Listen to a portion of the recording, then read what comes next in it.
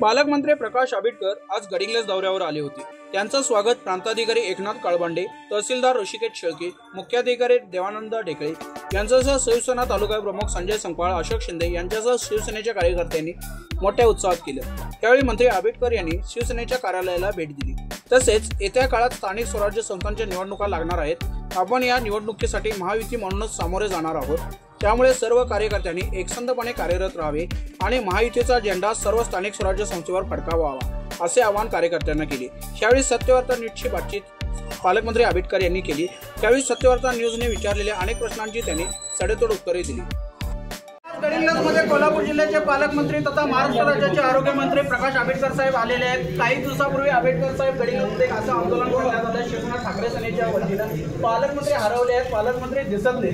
त्यासाठी बरोबर असं आंदोलन झालेलं आहे। आपल्या मागचे कार्यकर्ते त्यांनी काय सांगाल या आंदोलनाबद्दल? हास्यास्पद आंदोलन त्यांनी घेतलं नाही, म्हणजे त्या विषयाची मला कल्पना नाही। मला असं वाटतं की पालकमंत्री म्हणून आपली जी जबाबदारी आहे ती अतिशय योग्य पद्धतीने पार पाडण्यासाठी आपण नेहमीच प्रयत्न करतो। तथापि अजूनही काही सुधारणा असतील तर ते करायला लागले तर आपण करू। पण आंबेडकर साहेब काय विषय झाला की गडिंग्लजच्या आठवडे बाजारात जे बाहेरचे लोक येतात, कर्नाटकातले वगैरे लोक असतात, त्यांना त्यांच्या समोर आपले बॅनर्स घेऊन त्यांनी लोकांना प्रश्न विचारले, आपण यांना पाहिलंच का? त्याबद्दल कसं म्हणतात? मला असं वाटतं की या विषयाची इतकीशी कल्पना मला नाही आणि त्याबद्दल काही फार बोलणं उचित नाही। आपल्याला दिलेलं जबाबदारी महाराष्ट्राचे उपमुख्यमंत्री आणि शिवसेनेचे मुख्य नेते एकनाथ शिंदे साहेबांनी या जिल्ह्याचा पालकमंत्री शिवसेनेचा केला। साहजिकच या शिवसेनेचं संघटन त्यानिमित्तानं समाजातल्या प्रत्येक माणसाला चांगल्या पद्धतीने न्याय देण्यासाठी आपण प्रयत्न करतो। इथून पुढेही तो प्रयत्न करत राहतो। या सगळ्या गोष्टींमध्ये आता राजकारण म्हटल्यानंतर राजकारणानंतर देशातल्या विरोधकांनी कदाचित विरोधकांनी त्या सगळ्या विरोधात करायचा म्हणून केला असेल तर हरकत नाही, त्यांनाही शुभेच्छा। आपली जबाबदारी समाजाप्रती आणि ती आपण अतिशय चांगल्या पद्धतीने पार पडू। आंबेडकर साहेब त्याच पद्धतीने तसं बघायला गेलं तर येत्याला हंगाम आता निवडणुकीचा स्थानिक स्वराज्य संस्थांच्या निवडणुका लागत आहे। शिंदेगड निवडणुकीला कसा सामोरं?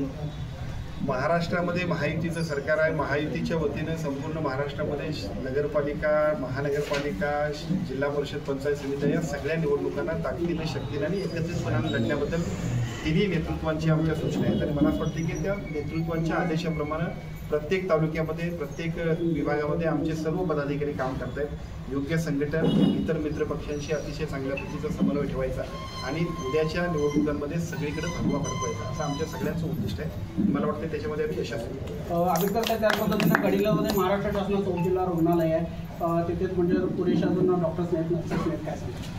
मी 14 तारखेला परत या कार्यक्रमाच्या निमित्ताने येणार आहे। त्या दिवशी मी आढावा बैठक सुद्धा घेणार आहे। त्या आढावा बैठकीच्या निमित्तानं तिथे जे काही प्रश्न असतील त्या सगळ्या प्रश्नांना निर्गत लावण्यात येईल। कारण केवळ गडिंग्लजचं उपजिल्हा रुग्णालय हे गडिंग्लजचं नाही, आजरा, चंदगड, गडिंग्लज आणि आमच्या भागातले, माझ्या भागातले सुद्धा अगदी पिंपळगावपासूनचे सगळे लोक ते इथे येत असतात। त्यामुळे त्यांच्यासाठी ज्या ज्या गोष्टी कराव्या लागतील ते आपण करणं ही आमची जबाबदारी आहे आणि त्या सगळ्या गोष्टींना आपण त्या दिवशी निश्चितपणाने न्याय। धन्यवाद सर। महाराष्ट्र राज्याचे आरोग्यमंत्री तथा कोल्हापूर जिल्ह्याचे पालकमंत्री प्रकाश आंबेडकर बोलत होते। त्यांनी सांगितलेलं आहे की गडिंग्लजच्या आरोग्य सेवेशी निगडीत असे प्रश्न त्यांना विचारण्यात आलेले आहेत। त्याच पद्धतीने ठाकरे सेनेनं जे हास्यास्पद अशी आंदोलने केली होते त्याला सुद्धा त्यांनी चोख असं उत्तर दिलेलं आहे। सत्यवार्ता न्यूजसाठी धनंजय शेळके, गडिंग्लज।